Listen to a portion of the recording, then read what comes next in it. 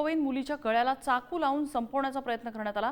साताऱ्याच्या करंजे परिसरात घडलेल्या या घटनेमुळे परिसरात खळबळ उडाली आहे। हल्ला करणाऱ्या तरुणाची जमावाने नंतर चांगलीच धुलाई केली।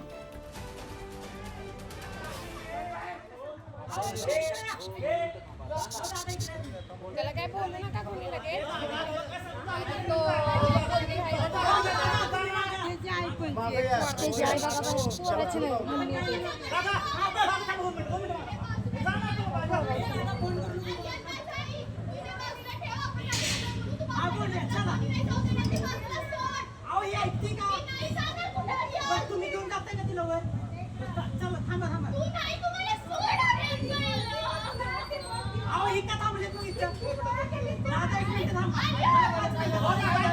साई सावंत आमचे प्रतिनिधी आपल्याला अपडेट देत आहेत। साई, हा काय प्रकार आहे? नक्कीच नम्रता, साताऱ्यामध्ये एक धक्कादायक प्रकार घडलेला आहे।